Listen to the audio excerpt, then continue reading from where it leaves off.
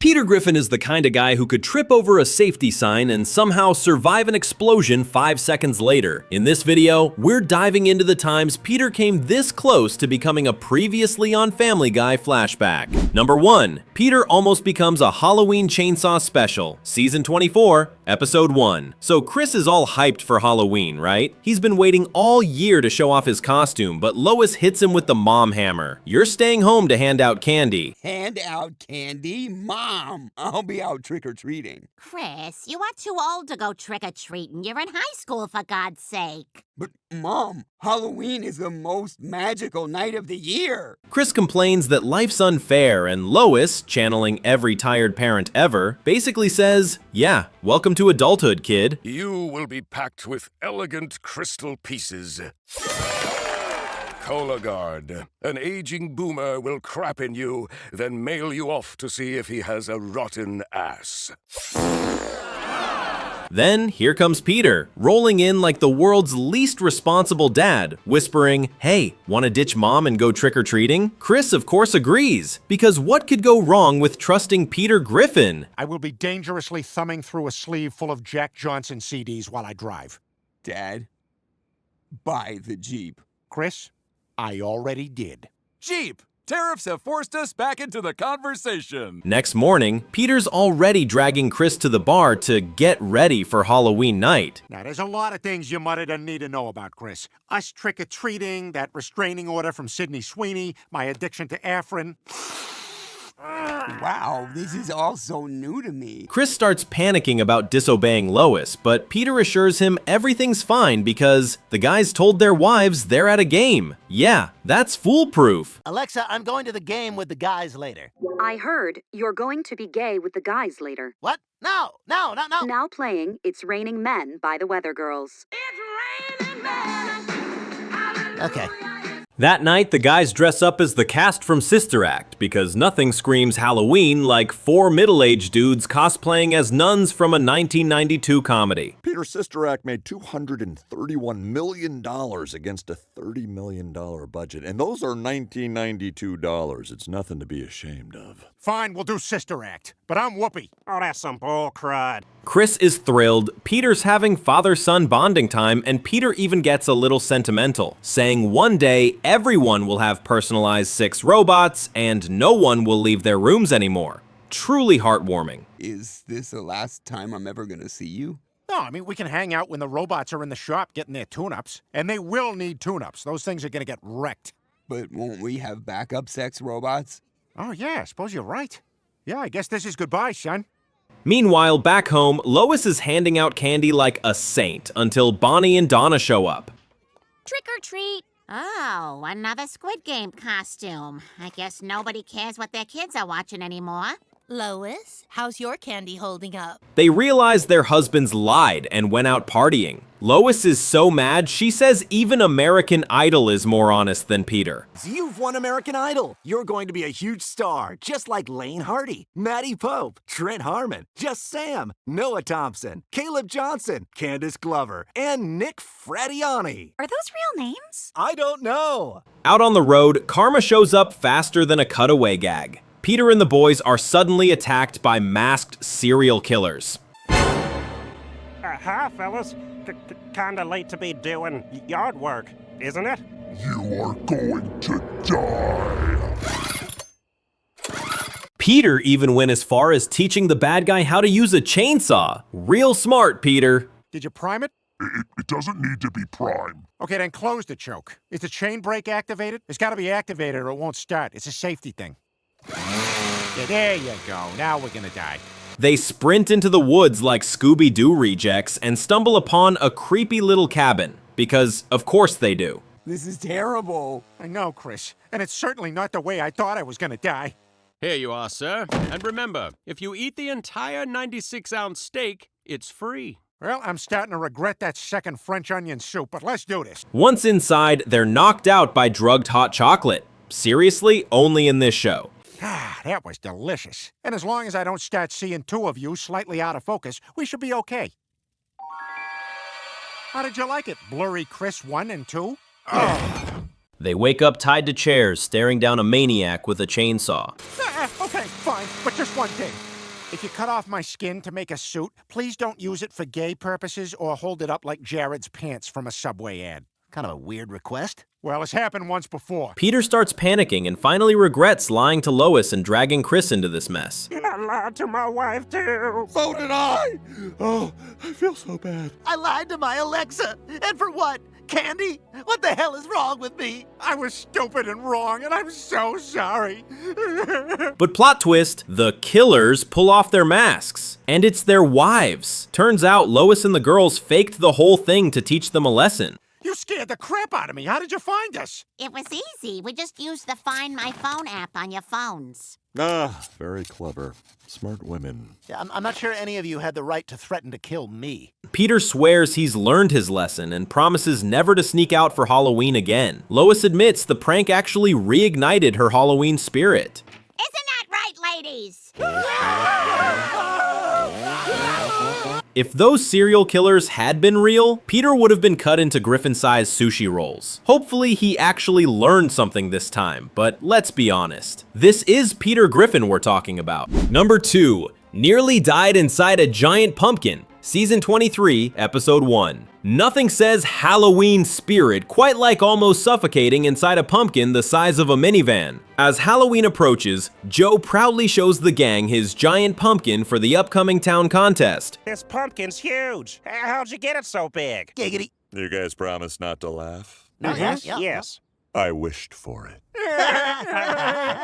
Peter, of course, can't help but ask, dude, why do you keep growing these things every year? What are you trying to prove? Dominance over vegetables? Turns out, Joe's obsessed with beating local legend Patrick McCloskey, who's basically the Michael Jordan of pumpkin contests. Closer to the coast, more moisture. Should really be 2 contests, one for each side of town. I think one's the right amount of contests. Patrick McCloskey. Why do I know that name? Wait, weren't there weird rumors about him and Bonnie? No, it's just the pumpkin thing. But Joe's obsession drives everyone nuts, so Peter, being Peter, decides to help by sabotaging the pumpkin before the judging day. A dark-eyed junko? That's a pumpkin death sentence! Scram! Scram! Get out of there, Bonnie! You out there, get the broom! What were we talking about?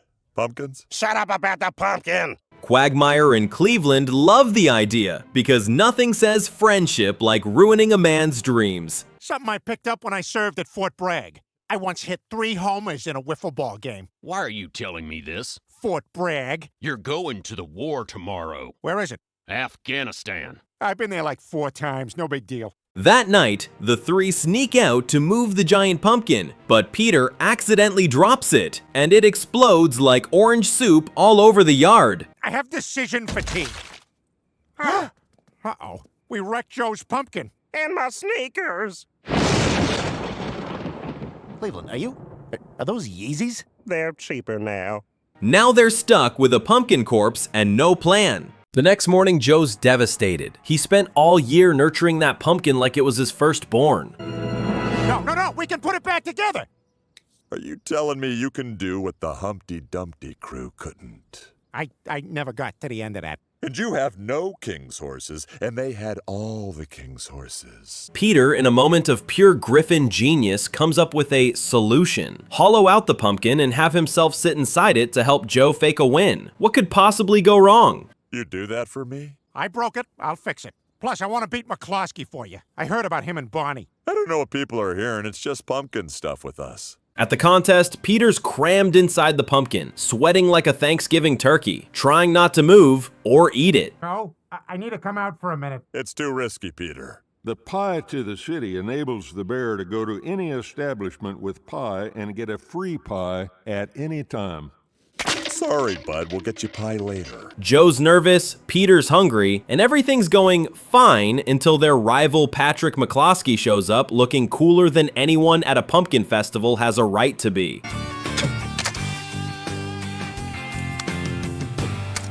Who is that? That's the king. That's McCloskey. He's allowed to just park on the grass? They'll ask him to move. That's what they did last year. McCloskey mocks Joe's pumpkin, and Peter can't help but giggle from the inside. Let me get a closer look at your pumpkin. Could barely see it from over there. Ha! Classic McCloskey. Joe fires back, declaring McCloskey's reign is over, and somehow, Joe wins. The judges are amazed, the crowd cheers, and Joe basks in victory, even if his marriage may not survive his obsession. It's just pumpkin stuff, Joe. Oh, good. See, fellas, pumpkin stuff. Joe Swanson! Yeah! Mwah! Better luck next year, McCloskey. But then comes the twist. The winner has to compete in the state-level Halloween contest. Oh, suck my bumpy gourd, McCloskey. Your what? My bumpy little orange, green, and yellow gonzo nose-shaped gourd. Stop describing it. Are we driving? I don't have a seatbelt. Which means Peter has to stay inside that suffocating pumpkin even longer. Just almost every pumpkin thing there is. Get lost, McCloskey. Oh, no, I'm sticking around. I'm gonna get to the bottom of this. Yeah, now I'm kind of wondering myself. Unfortunately for him, nature calls. Just as McCloskey accuses Joe of cheating and brings the judges to inspect, Peter pops his head out, gasping, "I can't hold it anymore!" Something is off with this pumpkin. Don't hate me because you hate me. McCloskey said that to me last year, and now I say it. I have to go to the bathroom more than the pail in here. Mr. Swanson, what is going on here? The crowd screams. McCloskey's smug smile fades. But the real shock? Everyone else cheated too. Every single pumpkin in the contest had a fat guy stuffed inside it. We all have to go to the bathroom more than the pail in here. My wife made me volunteer for this job. I'm not really sure what to do. Maybe we just vote on the fattest guy? This seems mean now. Even McCloskey admits it. No one wins this thing fair and square.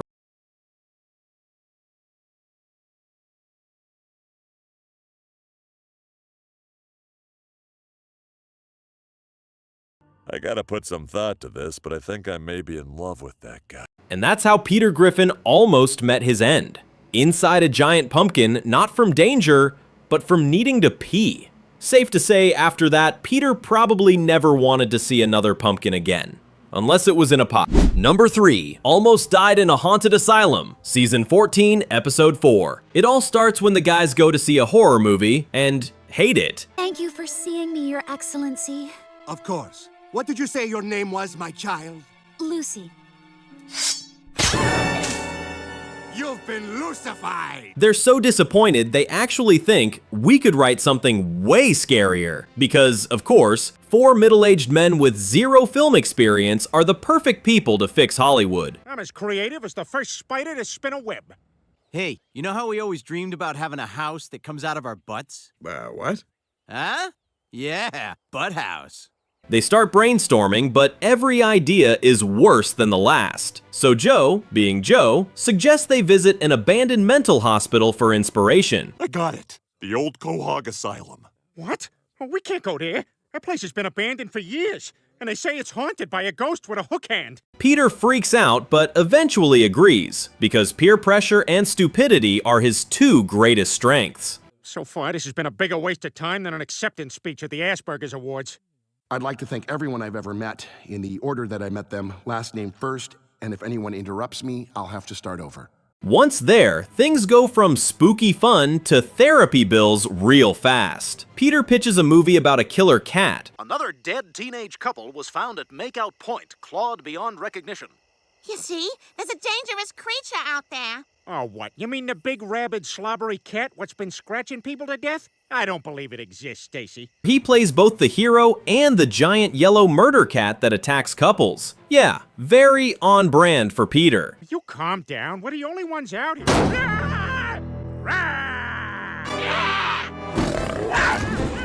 my God!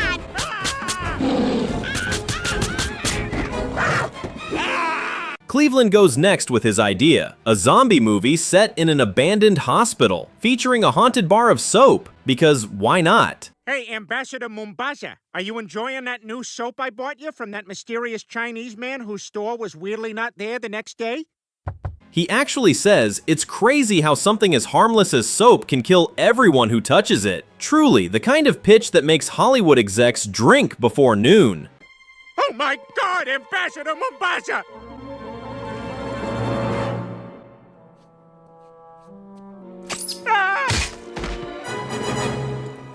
Then, out of nowhere, they hear creepy noises. The doors lock, panic sets in. We're gonna die in here! Sorry, guys. Somebody emailed me a video of a sheep screaming. They try escaping through an air vent, classic move, but fall straight into the basement. I heard something. Is someone else here? Oh my God, it's Hook Hand! He's coming for us! There's no cell signal, and Quagmire points out that if people could just call for help in horror movies, every film would last 2 minutes, like An Affair to Remember, but with less crying. I got hit by a car. No wonder you were late. I'll be right down. Are you okay? I think I may be paralyzed. I'm sorry, there's nobody here by that name. Suddenly, they run into a man holding a hook. Everybody run!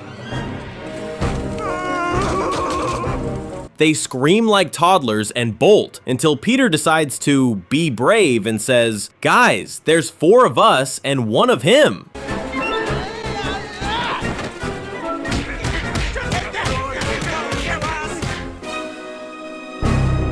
So they gang up and beat the poor man to death, only to discover he's actually a decorated veteran who was trying to help them. Oh, God, he's a war hero. Oh. He's dead. What have we done? We killed an innocent man. Realizing they've just murdered an innocent man, Quagmire suggests confessing. Joe shuts that down instantly, because when you're a cop, murder isn't a great look on the resume. Oh, hey, check it out, man. When you were a cop, did you ever, use your handcuffs when you were getting kinky with your girl? No, it's city property, so you're not really supposed to take those home. Oh, for sure, for sure. Oh, hey, by the way, a bunch of us are gonna kill you in the shower later. So they bury the body and his car, because nothing screams innocence like 2 graves. Oh crap, it's still alive!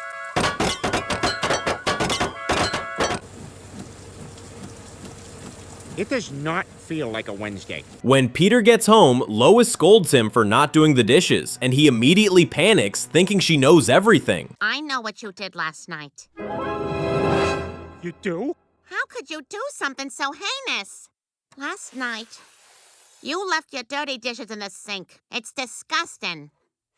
Every word she says sounds like a hidden threat. So I did half, and I left the other half for you. Oh, forget it. You'll just do it wrong. I'll wash it myself. Why don't you just go in the other room and relax? I'll call you when breakfast is ready. Okay. Then she turns on a song on the radio, suspiciously, describes exactly what they did last night. Peter's 1 step away from a nervous breakdown. At the Drunken Clam, Peter confides in the gang, but discovers Quagmire's already faking evidence to pin the murder on someone else. Last night I was in St. Louis. I even have a picture. See that? That's yesterday's date on that newspaper. On a Quahog informant? They sell the Quahog informant in St. Louis? Well, probably, but good luck with that whole you 3 and not me killed a guy thing. Peter tries to frame Quagmire back, but Cleveland and Joe have the same idea, and soon they're all whacking each other with shovels. Once you throw it in there, how are you gonna get the dirt back on top? Give me your shovel. You're gonna have to kill me first. Not with my shovel, that's brand new. Give me back my rattly plastic phone. Then it hits them. This is actually the perfect horror plot. So they team up to turn it into a movie. And it sucks. Like, worse than the one they saw at the beginning.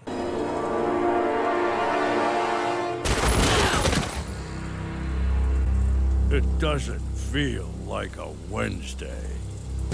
But as fate would have it, they later find out from a newspaper stand that the veteran they killed was secretly the bad guy all along. Instant guilt relief.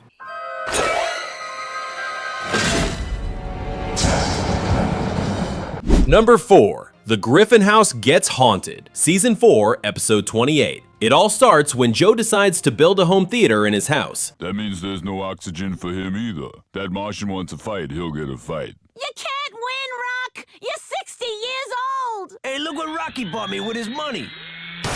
Naturally, Peter gets jealous and swears he'll make one even better. Lois just hopes it won't turn out like that balcony incident. Boy, that was a great episode of Lost, wasn't it, fellas? Well, at least the show's got the right name. Yeah, I couldn't follow any of it. They don't care for most things. The next morning, Peter drags the whole family to a giant hardware store. While shopping, he jokes, "I bet they even sell gay mailboxes here." Classic Peter logic. Offensive and confused at the same time. Hello? Hello? Right here? Yeah, just right here. Just go ahead and put that right in here. Yeah. Gulp. Just kidding. Once he's got all his supplies, he's more excited than the time he learned how to read Braille. And that didn't end well either. Hey, bump, bump, no bump, bump. 3 vertical bumps, 4 bumps in a square. Yeah, I've heard they all look alike. While digging in the backyard, Peter finds something unexpected. The skull of a long-dead Native American chief. Brian warns him to put it back, but Peter, being the guy who once used a cursed tiki statue as a doorstop, decides it'll make a great decoration. Hey, look, it's Robin Williams. Blah, blah, blah, blah, blah, black preacher voice. Blah, blah, blah, blah, blah, gay Elmer Fudd. The more you hear it, the funnier it gets. That night, things go full poltergeist. The TV starts glitching, and Stewie somehow manages to talk to the static, which then shoots a lightning bolt across the room. The family wakes up screaming. Stewie, what are you doing? They're here. Who's here? The TV people. What?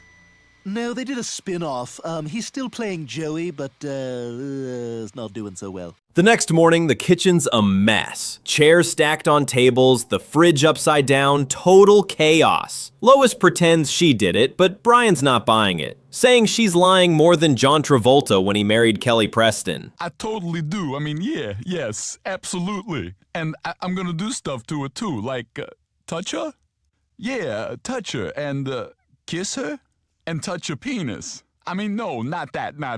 That evening, the hauntings escalate. Poor Stewie tries to calm himself down by pretending he's on an episode of Jackass. Hi, I'm Stewie Griffin, and this is getting sucked into a closet. What the hell? Stewie! No, stop! Knock it up! Come on! Come on, Stewie! You're acting crazy out there, man. But the ghosts don't care about TV references. They actually pull him into the closet and he disappears.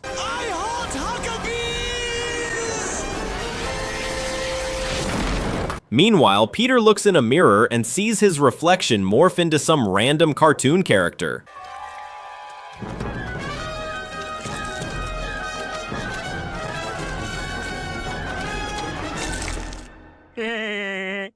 Propane.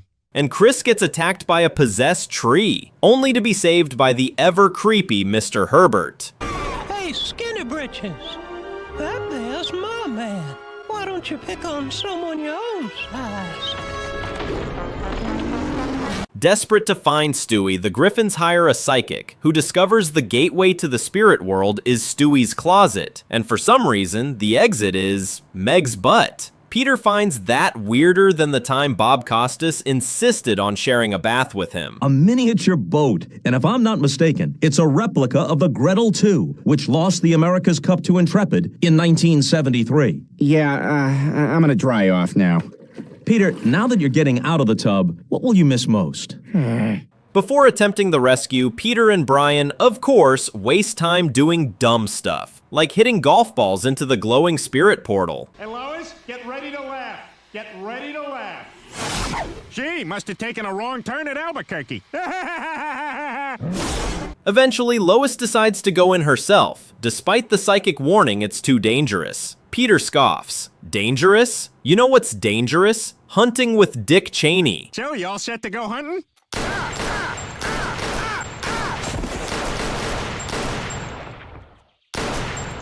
Sorry, I thought you were a deer. Lois saves Stewie, but the angry spirits go berserk, sucking the Griffin house into their world. Oh, this must be how Tom Arnold felt on his wedding night. The family escapes in their car, with Peter casually tossing the cursed skull into a trash can like it's last night's leftovers. Oh, I forgot one thing.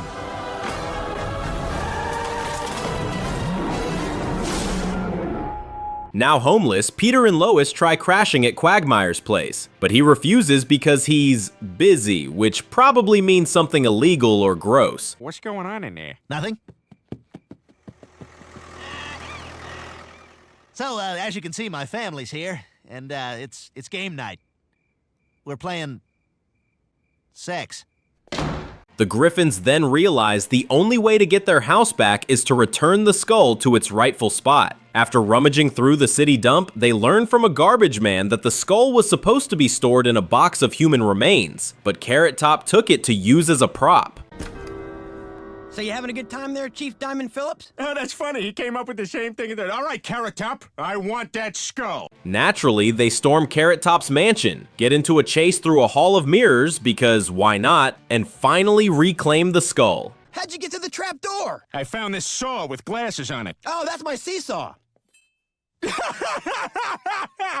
Oh my God! Oh my God!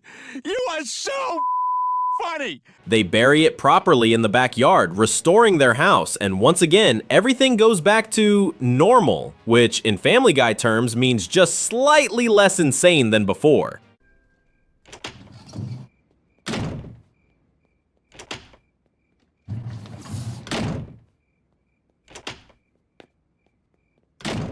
Number 5. Peter almost dies for pranking Quagmire. Season 9, Episode 4. You probably remember this ridiculous episode. It starts off with Chris showing up in full blackface for Halloween, claiming he's Bill Cosby. Lois immediately shuts that down faster than you can say Jell-O pudding and makes him change. Chris, you can't just walk around in blackface. It's racist. Now go upstairs and put on that Indian chief costume I bought you. Oh, I don't wanna. Meanwhile, Peter's in the kitchen grabbing a dozen eggs, no, not for breakfast, for a prank on Quagmire. Guys, be careful. This isn't my box. Oh, yeah, sure. And whose is it? Quagmire's usually cautious, but the moment he steps outside to check his mail, BAM! Peter and Joe ambush him with a barrage of raw eggs like it's D-Day, but stickier. I'm Dick Pump, and I'd appreciate it if you hooligans didn't get your eggs all over my parcel. Sorry, I keep getting your mail, Dick. Hey, what's in there anyway? Embarrassing stuff. And because humiliation wasn't enough, Joe takes it to another level by pretending to be a woman and sleeps with Quagmire. Got you again, Quagmire. You said you were that waitress from Friendly's. I lied. You jerk. I didn't feel anything, but you did. Happy Halloween. When Quagmire finds out, the man screams like he just saw his own tax bill. But Peter isn't done. Oh no. He and Joe actually use needles trying to infect Quagmire with random diseases. Meningitis. I'm a carrier. Gonorrhea. Patient 0. You're gonna have to do better than that. I don't know, Joe. That's it. We're out of known diseases. Unfortunately, the guy's immune to pretty much everything. So Peter, being the genius he is, flies to Africa and brings back a mosquito carrying some weird new virus just to finish the job. All right, what this is has no name, so you can't have it.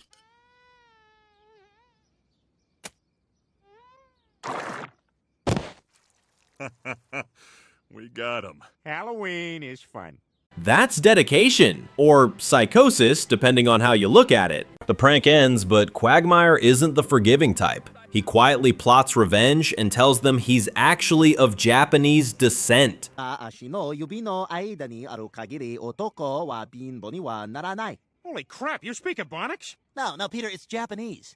Wait, are they the angry eye ones or the tired eye ones? Complete with a backstory about his grandpa being a World War II pilot. Totally believable, if you ignore the fact that Quagmire's about as Japanese as a cheeseburger. Wow, how come I never met him?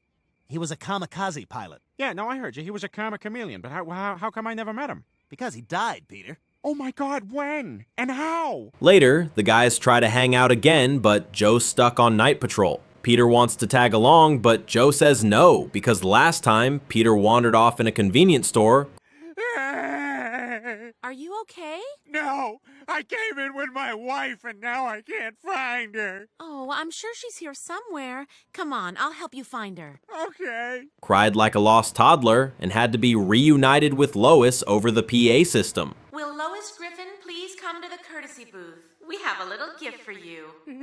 I'm Lois. Oh, for God's sakes, Peter. Yay, Lois! Still, Joe gives in and the three of them go on patrol, with Quagmire staying fully committed to his I'm Japanese bit. I do 5 hours of math homework every night, even though I'm no longer in school.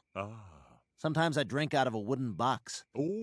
Very Asian. I was a very cute baby, and now I'm a joyless adult. They are unhappy. They respond to a domestic dispute involving a family of little people, and Joe's way of solving it sends Peter into hysterics.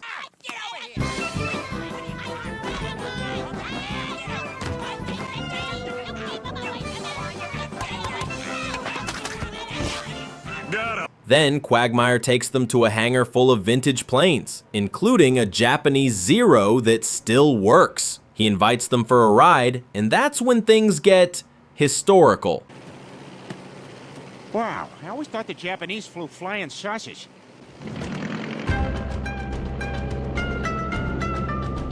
As they soar over Quahog, Quagmire suddenly channels his Japanese spirit and starts dive bombing toward a ship in the harbor like he's reenacting Pearl Harbor. Quagmire, what are you doing? I don't know, Peter. It's like something just awakened inside me. I can feel my grandfather's Japanese blood coursing through my veins. Joe and Peter lose their minds screaming. Oh my God, stop, Quagmire! I don't want to die! Please don't kill us!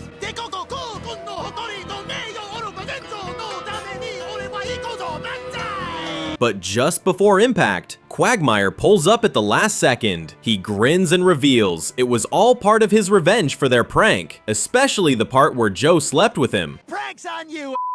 I'm not Japanese! You're not? No! That was for making me have sex with Joe, you sons of bitches! You guys actually had sex? Yeah, I kinda went rogue with that one. So, what do you think of Quagmire's revenge? Honestly, if he weren't Peter's best friend, the next episode might have started with a funeral instead of a fart joke.